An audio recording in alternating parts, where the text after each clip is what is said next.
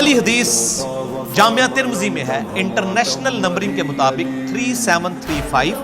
یہ حدیث مسند احمد میں بھی ہے 19300. المستدرک للحاکم میں بھی ہے 4663. امام حاکم نے بھی صحیح کہا، امام ذہبی نے بھی اس حدیث کو صحیح کہا. یہ حدیث سنن نسائی الکبریٰ کا جو چیپٹر ہے خصائص علی، اس میں بھی ہے موجود. 8392 نمبر.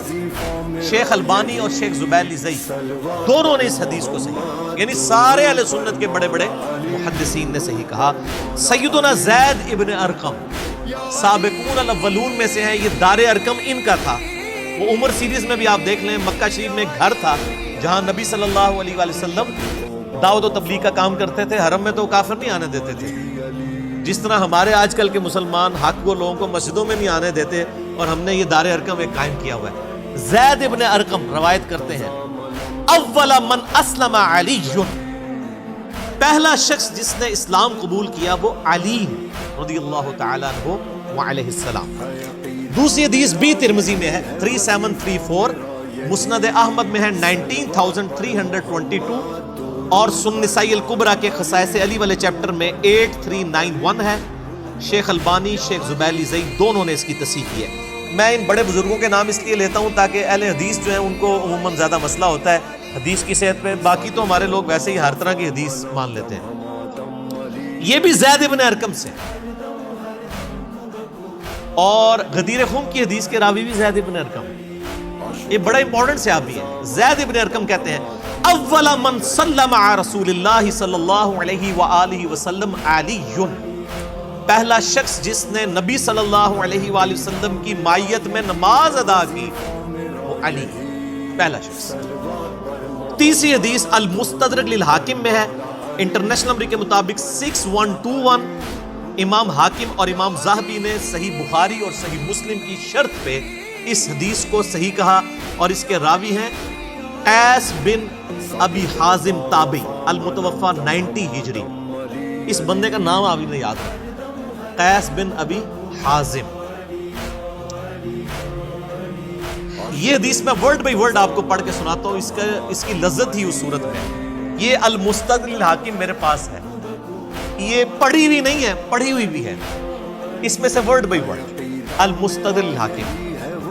انٹرنیشنل نمبر ہے 6121. یہ بریلویوں نے شائع کی ہے اور انٹرنیشنل نمبرنگ کے اوپر کی ہے. اس کا PDF بھی اویلیبل ہے، ہم JPG انشاءاللہ اس کے اندر ڈال دیں. قیس بن ابی حازم کہتے ہیں کہ میں مدینہ شریف میں تھا. ایک دفعہ کا ذکر ہے کہ میں بازار میں جا رہا تھا. میں ایک بازار مدینہ شریف کا جس کا نام انہوں نے اس میں لکھا ہے احجاز زیت، اس بازار میں تھا. میں نے دیکھا ایک شخص سواری پر سوار تھا، کافی سارے لوگ اس کے گرد جمع تھے. وہ شخص سیدنا علی کو گالیاں دے رہا تھا، سب و شتم کر رہا تھا. میں بتا رہا ہوں یہ صحابہ کا دور ہے. اسی اسنا میں سیدنا سعد ابن ابی وقاص وہاں تشریف لائے. سعد ابن ابی وقاص آخری صحابی ہیں بدری جو فوت ہوئے 56 ہجری میں حضرت معاویہ رضی اللہ تعالیٰ کے دور میں. مراد یہ ہے کہ حضرت معاویہ کے دور کے اندر کی یہ بات ہے، بعد کی نہیں، یزید کا زمانہ نہیں ہے، کیونکہ وہ 56 ہجری میں فوت ہوئے اور حضرت معاویہ فوت ہوئے 60 ہجری میں. وہ وہاں پر کھڑے ہو گئے، لوگوں سے پوچھا کیا ہوا. لوگوں نے بتایا کہ یہ آدمی علی ابن ابی طالب کو گالیاں دے رہا ہے. حضرت سعد آگے بڑھے، لوگوں نے ان کو راستہ دیا. حضرت سعد اس کے قریب آئے اور فرمایا، ارے تو علی کو گالیاں دے رہا ہے، کیوں دے رہا ہے؟ کیا علی سب سے پہلا مسلمان نہیں ہے؟ کیا وہ رسول اللہ کے پیچھے نماز پڑھنے والا پہلا شخص نہیں ہے؟ کیا وہ سب سے زیادہ دنیا سے بے رغبت نہیں ہے؟ کیا وہ سب سے زیادہ علم رکھنے والا نہیں تھے؟ یعنی یہ ماضی کی بات ہو رہی ہے کہ وہ گزر چکے تھے سیدنا علی کی وفات شہادت کے بعد. اس کے علاوہ حضرت سعد نے حضرت علی کے کافی فضائل گنوائے، یعنی بے شمار گنوائے، وہ راوی کو یاد بھی نہیں ہے. ویسے جو انہوں نے بیان کر دیے وہی کافی ہیں. پھر وہ آگے یعنی مزید بیان کرنے لگے کہ کیا علی ابن ابی طالب رسول اللہ کے داماد نہیں تھے؟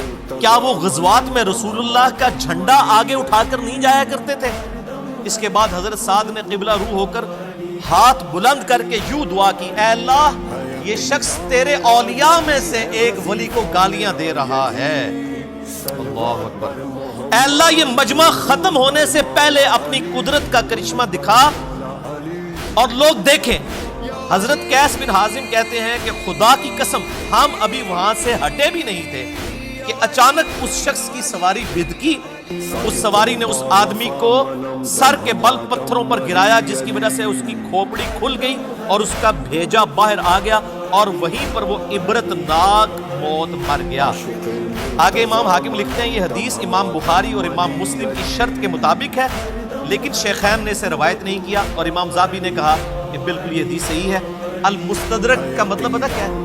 اس کا پورا نام ہے المستدرک علی الصحیحین، بخاری اور مسلم کی چھوٹی ہوئی حدیثیں جو انہوں نے بیان نہیں کی تھی اسی شرط پہ اس کتاب کے اندر، اور امام حاکم نے بھی تصحیح کر دی۔ تو یہ میرے بھائیوں حدیث تھی، اس میں بھی آ گیا کہ سیدنا علی نے سب سے پہلے اسلام قبول کیا، سب سے پہلے نماز پڑھی، سب سے زیادہ علم والے تھے، نبی صلی اللہ علیہ وآلہ وسلم کا جھنڈا آگے اٹھا کے چلنے والے تھے، اور داماد رسول تو تھے۔ آل محمد جو ہے وہ اولاد علی ہے رضی اللہ عنہ اجمعین وعلیہ السلام۔